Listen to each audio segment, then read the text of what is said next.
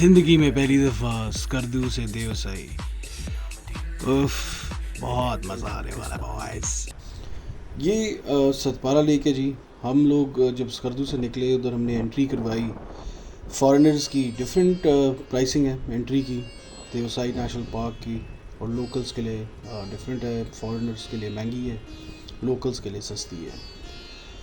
अब जैसे ही हम इस रूट पे चले, ऑनेस्टली पहली दफ़ा इस रूट को हमने लिया, सिर्फ गूगल मैप्स पे देखा और अल्लाह का नाम लिया और बस हम वहाँ से डिपार्ट करी स्कर्दू से और सीधा देवसाई की तरफ निकल गए। और 2-3 वैलीज़ के अंदर से गुज़र के फ़ौरन एक जगह वैली ओपन हुई और सामने हमारे सतपारा लेक आ गई। ये देखते साथ हम काफ़ी हैरान हुए क्योंकि बड़ी खूबसूरत लेक थी और बहुत क्रिस्टल क्लियर इसका पानी था। बाद में रिसर्च करने पर पता चला कि इसके बीच में एक आइलैंड भी है छोटा सा, लेकिन वो भी छुपा हुआ है क्योंकि इसका पानी काफ़ी फुल हुआ है। आगे चल के एक स्ट्रीम आएगी जिससे आपको अंदाज़ा होगा कि इसको देवसाई की जो पिघलती हुई बर्फ़ है वो स्ट्रीम में जाती है, वो उसका पानी का बहाव बनता है और उसको वो भर के रखती है।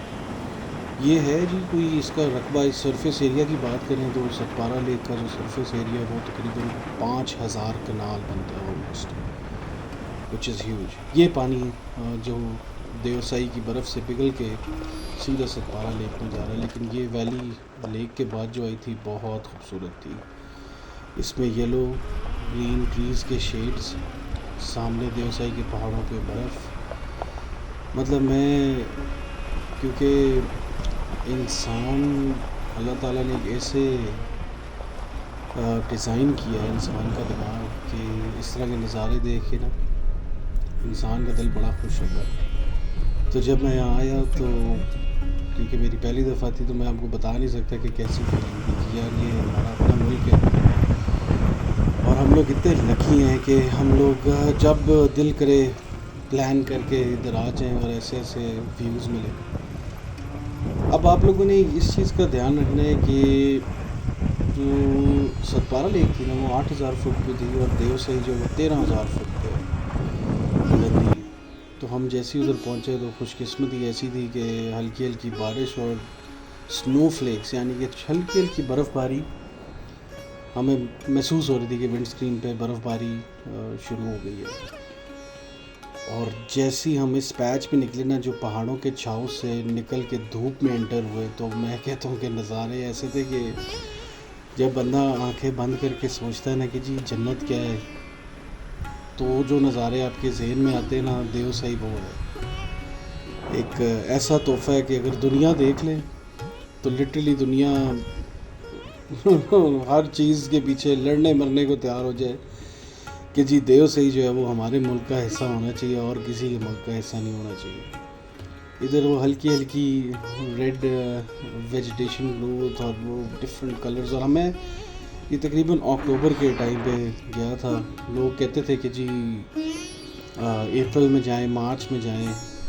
ये अच्छी भली सर्दी थी और मैं इतना खुश था और एक्साइटेड था कि मैं इसी टी शर्ट में फिर रहा था। उसके बाद मुझे एहसास हुआ कि भाई ये ज़रा इतने से बर्फ़ जम जाए लीजिए, थोड़ा सा ध्यान कर लो। लेकिन जैकेट्स वगैरह सारी पैक हुई थी। मैंने कहा भाई ऐसी की तैसी है, बीमार होना है तो देवसाई की सर्दी से होने, वरना बीमार ही नहीं होना। तो एक किस्म का रिस्क लिया, लेकिन बी ऑनेस्ट उस टाइम दिमाग इतना डिस्ट्रैक्टेड था ना इतनी खूबसूरती से। ये बीच में एक पिट स्टॉप था जी देवसाई नेशनल पार्क एंटर करने से पहले, जिसमें हमने बड़े मज़े के फ्रेंच फ्राइज़ खाए गरम गरम और ज़रा पेट पूजा करने के बाद हम लोग कंटिन्यू रखा हमारा रास्ता। बेसिकली हमारा मिशन ये था कि हम all the way from Skardu से देवसाई देखते हुए, देवसाई की शान देखते हुए, वहाँ से अस्तोर से बिशाम और हम वापस इस्लामाबाद की तरफ रवाना हूँ। हम एक छोटे से इवेंट के लिए गए थे और वहाँ पे हमने स्कर्दू में इवेंट अटेंड किया। तो हमने फिर वापस भी आना था टाइम से, क्योंकि आपको पता है कि जी दफ्तरों से छुट्टियां लेना और ये जो कॉरपोरेट सेक्टर की लाइफ है ना, ये आपको सिर्फ घर बिठा के रखती है और कहीं नहीं जाने देती। लेकिन स्कर्दू की ये वास्ट लैंडस्केप, कहीं जगह बर्फ़, कहीं जगह धूप, कहीं जगह टेम्परेचर काफ़ी ठंडा था। यहाँ पे ब्राउन बेयर्स भी होते हैं। अभी नहीं थे यहाँ पे ब्राउन बेयर्स, क्योंकि ऑब्वियसली ऑलमोस्ट उनका अभी हाइबरनेशन एंड नहीं हुआ था।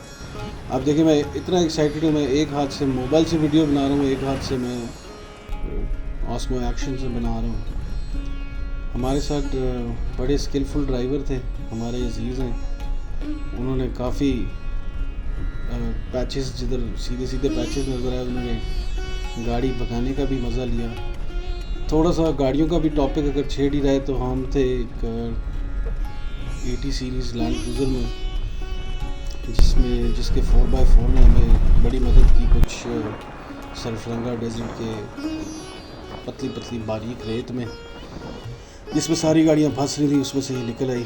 लेकिन मेरे पास ये छोटे मोटे क्लिप्स रेडी थे। मैंने कहा यार क्यों ना इनको कंपाइल करूं, जिन लोगों को मैं दिखा सकता हूँ वो तो दिखाऊं कि देवसाई की शान कैसी है।